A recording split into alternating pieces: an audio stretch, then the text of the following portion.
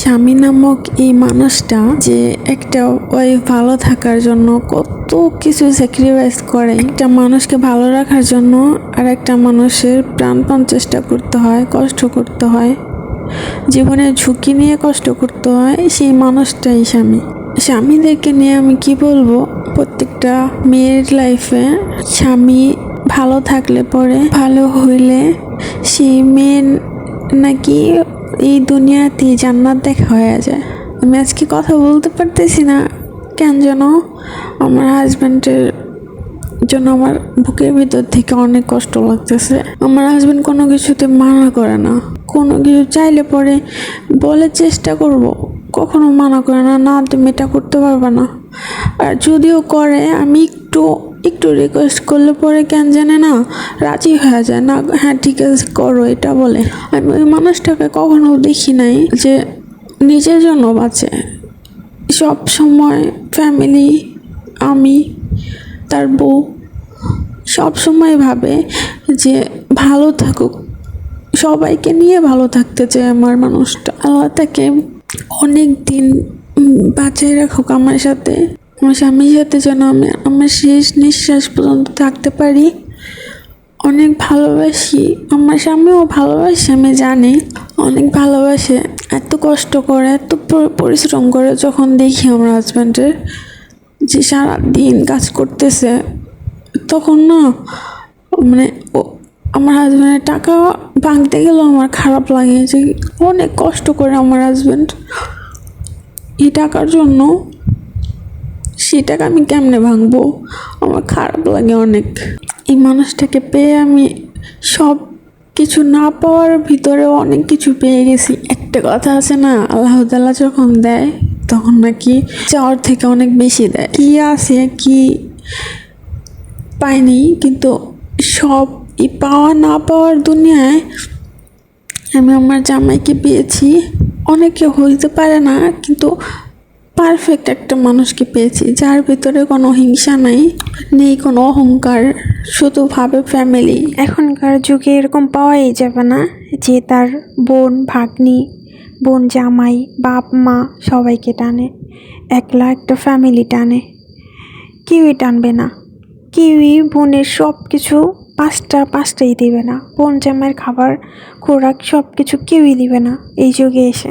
লজ্জার কথা বলতে হয়, না বললেও হয় না, যদি মেয়েদের পার্সোনাল কোনো কিছু লাগে সেটাও তার ভাইয়ের কাছে চায়, তার ভাই কিনে দিবে, তার ভাই টাকা দিবে, সে ওই পার্সোনাল জিনিসগুলা কিনবে।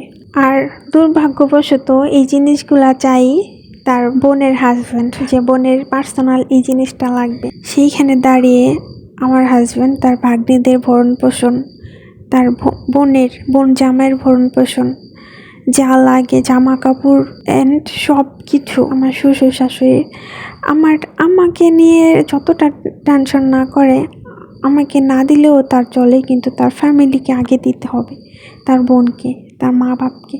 তার মা কেমন যেন সব মায়ের মতো না, শুধু টাকা চিনে, সন্তান চিনে না, শুধু টাকা পাইলে পরেই হ্যার খুশি, হ্যাঁ টাকা নিয়ে হ্যার মেয়েরে দিবে, কারণ মেয়ের জামাই তো কোনো কাজ করে না। সব কষ্ট আমার হাজব্যান্ডের জন্যই বলি, আমার হাজব্যান্ডকে নেক হায়াত দান করুক আল্লাহ তাআলা, তাকে অনেক বছর বাঁচিয়ে রাখুক, যেন সবাইকে এইভাবেই দেখতে পারে। যার মাথার উপরে 2-3টা মেয়ে আছে, ফ্যামিলি আছে, সে কেমনে বসে থাকে শালার উপর নির্ভর করে আমি জানি না। আর কেমন শ্বশুর শাশুড়ি যে মেয়ের জামাই ফ্যামিলির ভিতরে বসায় খাওয়ায়, আর ছেলের বউরে দেখতে পারে না, ছেলের বউর বাচ্চা দেখতে পারবো না, ছেলের বউ যদি প্রেগনেন্ট হয় সেটাও সহ্য করতে পারবো না, কারণ ছেলের বাবু হয়ে গেলে পরে তো ছেলের সব কিছু ছেলের বাবু পাবে, স্বাভাবিক দেখতে পারবো না। এমন পোড়া কপাল যেন আর কারো না হয়, যে এমন শাশুড়ি যে আল্লাহর কাছে দোয়া চায় যেন বাচ্চা না হোক আমার ছেলের, শুধু মেয়ের কারি বাচ্চা হোক ডজন, সে পেলে বড় করবে আর ভবিষ্যতে বৃদ্ধ হলে তারে দেখবে, সেই আশায় বসে রয়েছে। মেয়ের বাচ্চা কাচ্চা নিয়ে সারা জীবন থাকতে চায়, সেটা আবার দায়িত্ব দেয় তার ছেলের পরে, তাও একটা মাত্র ছেলের কষ্ট বোঝে না, আর ছেলের বউরে তো দেখতেই পারে না, ফ্যামিলি কথা টেনশন করে। প্রত্যেকটা হাজব্যান্ড এরকম, আবার অনেকে এরকম না, বউ কী করলো না করলো দেখে না, বউকে পাত্তাও দেয় না, বউর সাথে কথাও বলে না। আমার হাজব্যান্ড না অন্যরকম, সে মনে হয় মানে টাকার জন্য সব কিছু করতে পারে। যেমন টাকা, সে বাইরে থাকে, দেশে আমরা থাকি, টাকা লাগবে, সে সারাক্ষণ মাথার ভিতরে এটাই টেনশন করে। কারণ আমি তো তার বউ, সব কিছু আমি জানি, প্রতিদিন আমার সাথে কথা হয়, প্রতিদিনের কথা প্রতিদিনই বলতেছে। এটা বুঝতে পারি যে তার অনেক টাকা লাগবে হ্যাপি থাকার জন্য, হ্যাপি রাখার জন্য ফ্যামিলিকে। আর প্রত্যেকটা ফ্যামিলি না কেমন যেন মানে টাকার জন্য ছেলেকে অন্যরকম দেখে। ছেলে মরলেও সমস্যা নাই, টাকা লাগবে।